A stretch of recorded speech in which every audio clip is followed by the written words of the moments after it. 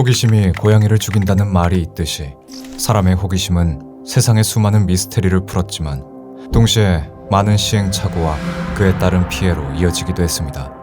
인간은 본능적으로 종종 호기심에 이끌려 끝이 있을지 없을지 모르는 미로 속으로 들어가는 베팅을 걸곤 하죠.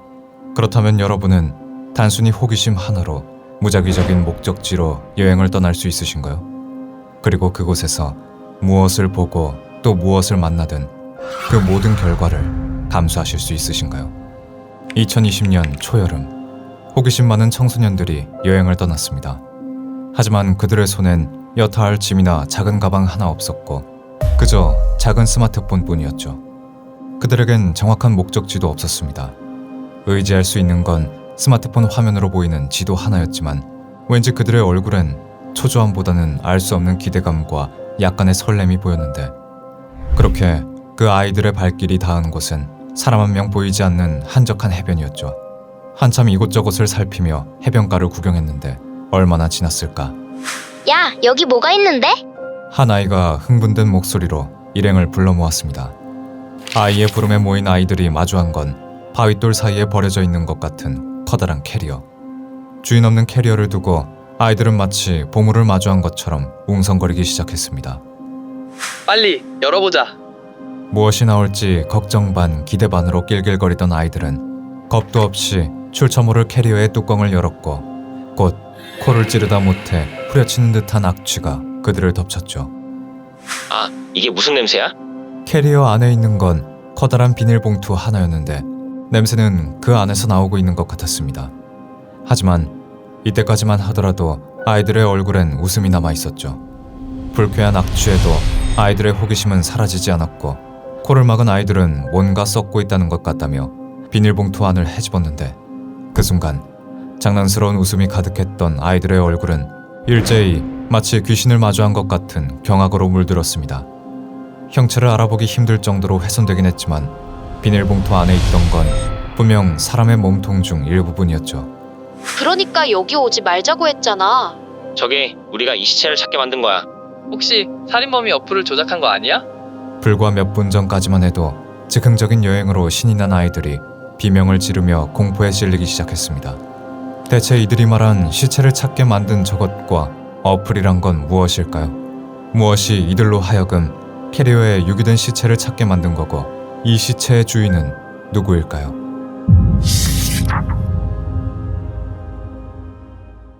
해가 길어지는 초여름의 어느 날, 자신의 딸이 행방불명됐다며 도움을 청한 의뢰인이 저를 찾아왔습니다.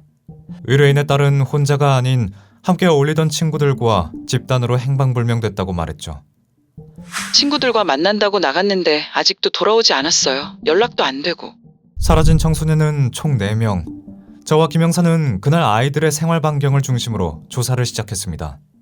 같은 학교 친구들에게 혹시 사라진 4명의 심경의 변화라던가 갑자기 행적을 감출 특별한 일은 없었는지 탐문했죠. 하지만 아무리 인터뷰를 해도 아이들에게 그들이 단체로 가출할 만한 일은 없었다는 답변을 들을 뿐이었습니다. 그리고 혹시 단체로 누군가에게 납치됐거나 연락을 못할 정도로 해를 입었을 최악의 경우까지 생각하게 됐을 때 아, 근데 걔네들 요즘 여행 어플에 빠져 있었어요. 란더노티카였나? 저희는 사라진 아이들의 같은 학교 친구들을 통해 아이들이 사라지기 전까지 했던 스마트폰 어플을 하나 알아냈습니다. 그 어플의 이름은 란더노티카. 사용자의 위치 정보를 중심으로 무작위적인 여행 목적지를 설정해주는 랜덤 모험 애플리케이션이었죠. 이후 사라진 아이들 중 한 명의 노트북에서 해당 어플 후기를 검색한 기록이 발견되어 저희는 아이들이 그 어플에 뜬 목적지로 여행을 갔다는 걸 확신했습니다. 드디어 사라진 아이들의 행방에 대한 결정적인 단서가 나오긴 했는데 진짜 문제는 지금부터였죠. 탐정님, 이거 후기 내용들이 좀 심상치 않은데요. 저희는 검색 기록에 남아있는 어플 후기에서 꺼림칙한 내용들을 발견했습니다. 몇몇 사용자들이 무작위적으로 선택된 목적지에서 무언가 기이하고 소름 끼치는 경험을 했다는 거였죠.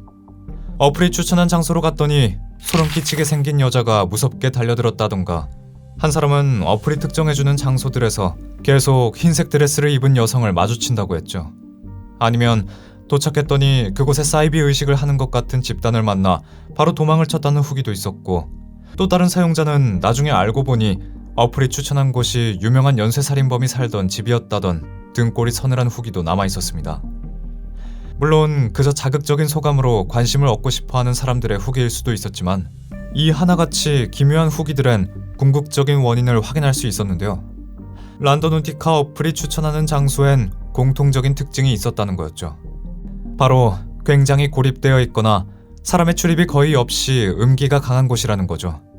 란더노티카 사용 설명엔 그런 장소를 퀸턴 포인트라고 불렀습니다. 낯선 장소를 특정해줌으로써 새로운 모험을 선사한다는 게 어플의 목적이긴 하지만 심히 극단적인 장소 선별 방법이었죠.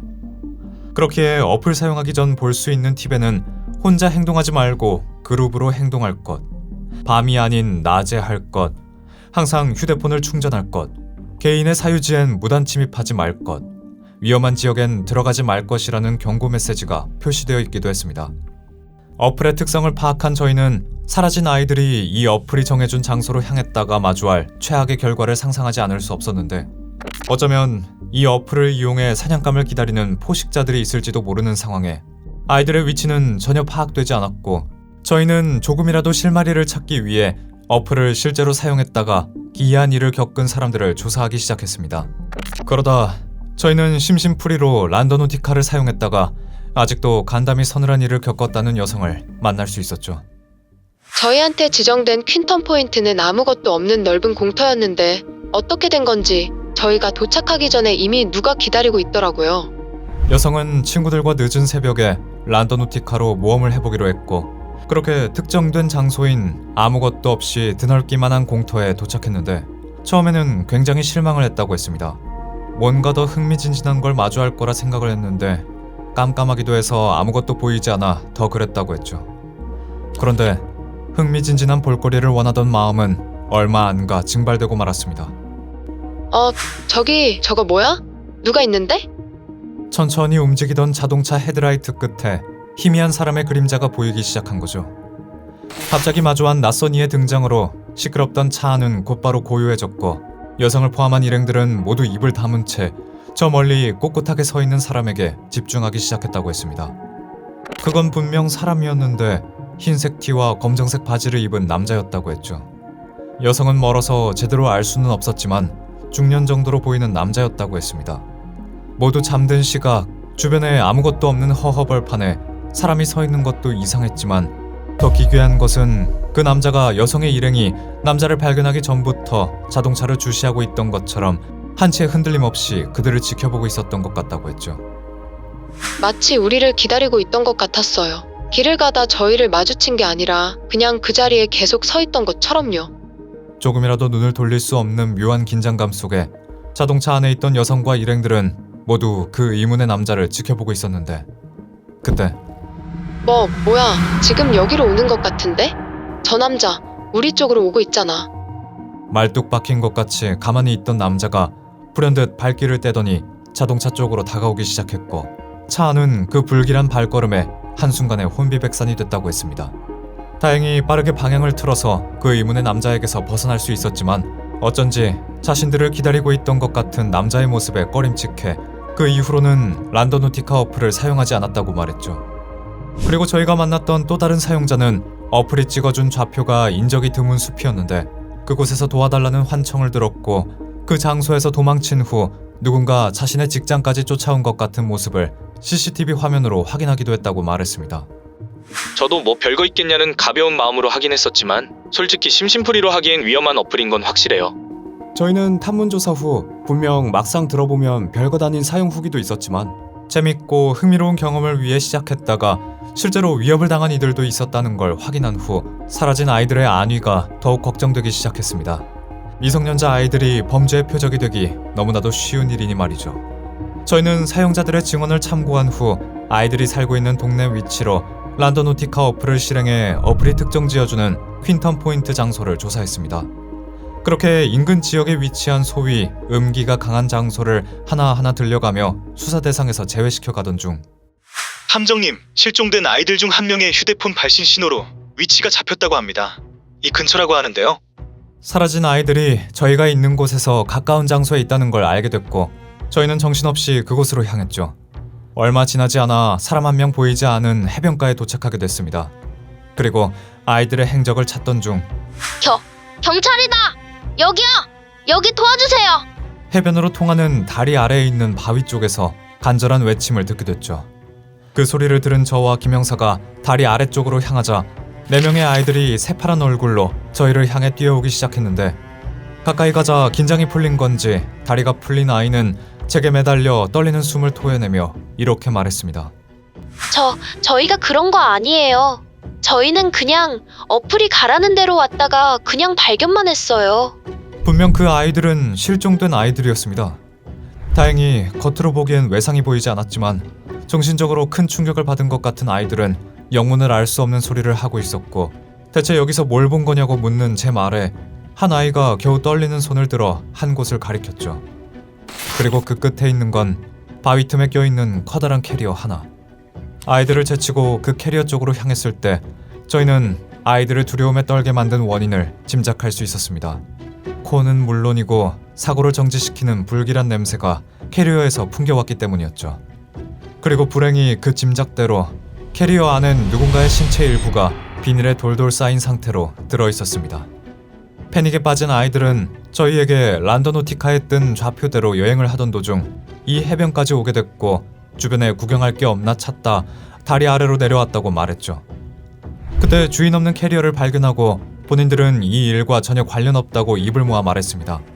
그리고 아이들은 캐리어 안속 시신을 발견하자마자 경찰에 연락을 했는데, 그 발신 신호로 저와 김영사가 아이들을 찾게 된 거였죠. 아이들에게 증언을 받은 저희는 실종 사건은 해결했지만 동시에 열린 사체 유기 사건에 일단 캐리어 안에서 발견된 시신의 신원부터 특정해야 했습니다. 하지만 캐리어 안에 있는 건 누군가의 다리뿐, 손가락이나 이빨처럼 지문과 치아 정보 조회를 할 수 없었는데, 다리만 4개군요. 적어도 피해자가 2명 이상이라는 건 알 수 있겠네요. 저희는 현장에서 피투성이의 다리를 확인하다 그 다리의 주인이 여성과 남성이라는 걸 알아낼 수 있었고, 현장에 도착한 지역 경찰과 함께 또 다른 신체의 일부분이 있을지 몰라 인근을 수색해 가던 중 나머지 신체 부위가 담긴 또 다른 가방을 바닷물 안에서 발견할 수 있었습니다. 그리고 얼마 안 있어 처참한 모습으로 발견된 피해자의 신원이 세상에 공개됐죠. 캐리어에서 발견된 피해자는 시애틀에 살고 있던 35세의 제시카 루이스라는 여성과 27세의 오스틴 웨너라는 남성이었습니다. 이 둘은 함께 살고 있던 연인이었는데, 이웃들의 말에 따르면 그들이 마지막으로 발견된 건 함께 살고 있던 자택이었고, 이웃의 증언을 들은 경찰은 빠른 수사 끝에 제시카와 오스틴을 해친 살인범이 집주인인 62세의 마이클 더들리라는 걸 밝혀냈죠. 경찰에 체포된 마이클은 죄를 시인한 뒤 처음엔 집세로 인해 피해자들과 언쟁을 벌였고, 언성이 높아지자 끝내 자신이 소유한 총으로 피해자들을 살해한 뒤 시신을 절단해 캐리어 2곳에 나눠 담아 바다에 유기했다고 자백했습니다. 그런데 단순한 언쟁으로 시작된 이 끔찍한 살인사건이 세간의 이목을 끌게 된 건 범행의 잔인함이 아닌 범행이 밝혀지게 된 계기가 바로 어플의 게시를 받아 시신을 찾게 됐다는 데에 있었죠. 시애틀에 살고 있는 헨리라는 틱톡 유저는 실시간으로 친구들과 랜덤 여행 어플인 란더노티카를 사용해 모험을 하는 영상을 공유했고, 그 영상 안에 헨리가 우연히도 마이클 더들리가 유기한 캐리어를 발견하는 장면이 찍히게 된 거였습니다. 해맑은 청소년들의 장난스러운 웃음소리만 들리던 화면이 한순간에 유기된 시신이 든 캐리어를 언박싱하는 끔찍한 악몽으로 바뀌게 된 거죠. 이 일은 어쩌면 오랜 시간 밝혀지지 못했을 수도 있는 살인사건을 해결함과 동시에 기묘하고 기분 나쁜 어플로 유명한 란더노티카의 명성을 더욱 미스터리하게 만들었으며 가장 유명한 후기로 자리를 잡게 됐습니다. 분명 오래전부터 특별한 장소에 갔다 온 경험을 전시하고 그 경험을 전시하기 위해 끊임없이 새로운 장소를 찾는 일은 존재했습니다. 그런데 처음엔 그저 유명한 음식점이나 카페, 아니면 여행지에 다녀온 것을 인정하던 문화가 이제는 점점 누구나 경험하기 어렵고 특별한 곳을 찾기 위해 음지로 들어가야 하는 위험까지 감수하는 무모한 도전으로 바뀌고 있죠. 한 번뿐인 인생, 도파민을 자극하는 경험과 남들과는 다른 자신을 사람들에게 보여주는 것도 물론 어느 정도 가치가 있을지 모르겠지만, 그 찰나의 경험을 위해 스스로를 위험으로 몰아넣는 일은 부디 나와 나를 소중하게 생각하는 이들을 위해 브레이크를 거는 건 어떨까요?